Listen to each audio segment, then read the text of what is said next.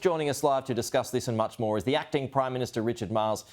Good to see you this morning, Richard. Thank you so much. So let's start off with your reaction to the news overnight. Not just the release of the remaining hostages, but also Donald Trump's achievement in bringing an end to this war.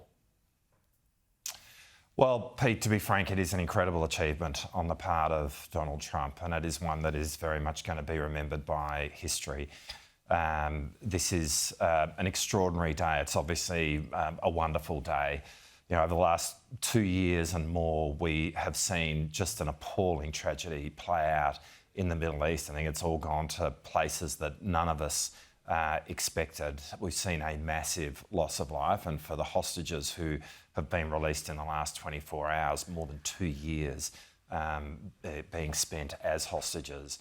And so to see them released and return to their loved ones, to see an end to those hostilities, to see the possibility now of Gaza being reconstructed, to see all of this over is just a momentous day. And there is no doubt that President Trump deserves an enormous amount of credit for having made this achievement. Are you convinced the war is over? Well, I mean, I'm convinced of the scenes that we are seeing. I mean, the hostages have been returned, and the hostilities some trepidation have there, Richard. Ceased. Well, it's really, I mean, it's really important that there is now people stick to the terms of the Trump plan, and President Trump's plan brings the war to an end. And it's really important that all parties abide by that. And I think what we now need to see is that this is a moment which, given everything that we have witnessed over the last 2 years, actually is the point at which we see the beginning of an enduring peace in the Middle East. And obviously that occurs by virtue of having a two-state solution. And, you know, President Trump's plan does provide for a Palestinian polity and for the governance of that. Obviously, in terms where Hamas has no role, it is really important now that we are seeing this as the moment of there being an enduring peace. What will Australia's role be in that moving forward when we're talking about the next phase? Would you commit troops, peacekeeping troops? Look, I don't think we're in that world yet, Pete. I mean, there's been no request of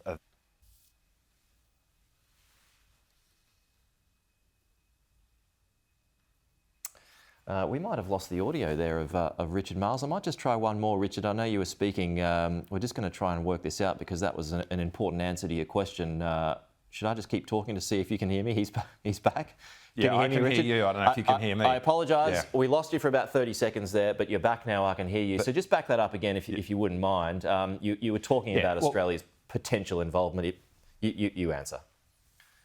Yeah, look, I don't think I wouldn't be in the world of speculating about what we would do in the future. There's certainly been no request on us in respect of any particular role. We want to be as constructive as we can be, and that's how we've sought to be over the last 2 years. I mean, this is, you know, we will do what we can in a constructive way, but as I say, there have been no requests of us. If that comes, though, would you be open to it if a request comes? Well, look, I mean, obviously we consider any request that comes to us, but I don't really want to speculate on this. But beyond that, okay. I mean, but we seek to be as constructive as we can be. Did we have representation at the Peace Summit in Sharm el-Sheikh?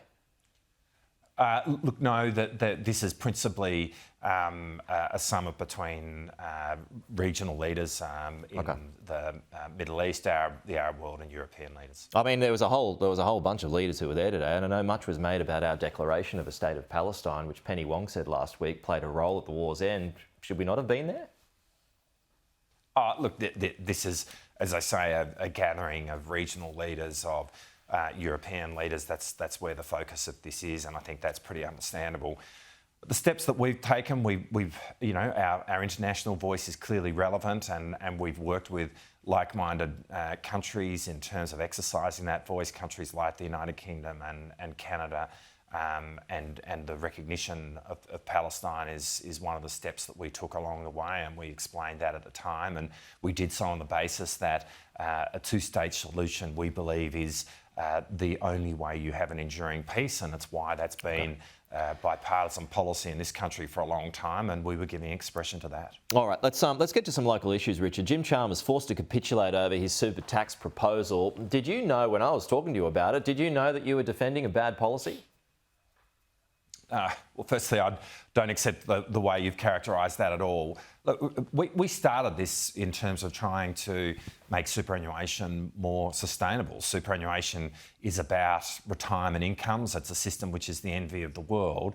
It's not, in a sense, an investment vehicle as its primary purpose. It really is about trying to be a nest egg for retirement incomes. Now, that's what we have been seeking to put in place from the outset. We've listened to all the feedback that's come to us in relation to the proposals that we've put in place, and we've found a better way to do that. And that's what the Treasurer announced yesterday. And he's doing what good governments do, and that is listen to feedback as it comes in, have your objective in mind, which is to make the superannuation system more sustainable, Right. which is what we're doing. He was pretty strident, though. The best system you can put in For, place. 2 years, he was pretty strident on not making any changes. Was he rolled by the Prime Minister?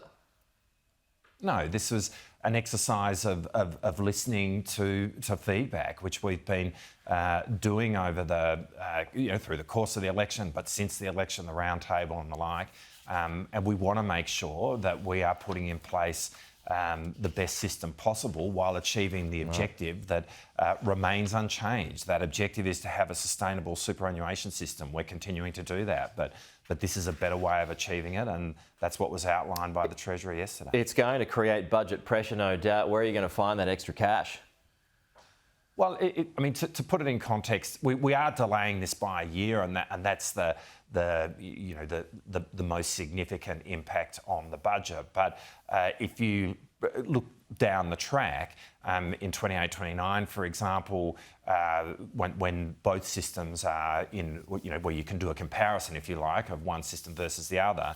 I mean, what we had in place would have raised a bit over $2.5 billion. This will raise a bit over $2 billion. So yes, it's slightly smaller in terms of the amount that it's raising, but fundamentally it's doing what we set out to achieve, and that's to make the superannuation system more sustainable. And we will continue to manage the budget in a prudent way. And what that has seen is a significant reduction of debt since we've come to power. Have you got a kind of smile through gritted teeth over this backflip?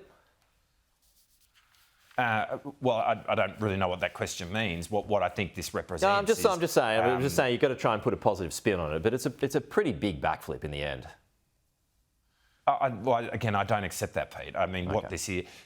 what we're trying to do is make the superannuation system more sustainable. We're continuing to do that. So the fundamental objective here is being met. We're doing it in a better way. And I think listening to feedback, incorporating it into your plans, that's what good governments do. And I think that this is an exercise of being the government we want to be, one which does have clear objectives, but one which is responsive to what the Australian people are saying. And I think that's what the Treasurer demonstrated yesterday. Richard, let's just close out on your thoughts on this new data that's come out today from the Signals Directorate, which reveals significant losses due to cyber crime. I mean, what are your thoughts on that, and how to combat that? Does that need extra funding?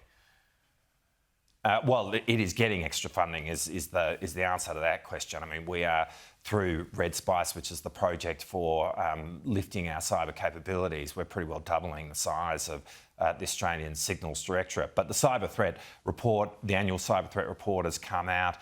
What it's showing is that ASD gets a call every 6 minutes. We've responded to 1,200 incidents during the last financial year. That's an increase of 11%. But the really dramatic increase is the cost of each of these incidents. For large businesses, the cost of each attack has more than tripled. And that describes the impact this is having on our economy. So today our messages are very much directed to businesses. There's really 4 points. You've got to make sure that you have good logging software. Logs are the way in which we measure or we track IT activity, and that's how we determine where breaches have occurred. It's really important that you don't have old IT systems in place. Legacy IT systems are the gateways for cyber criminals.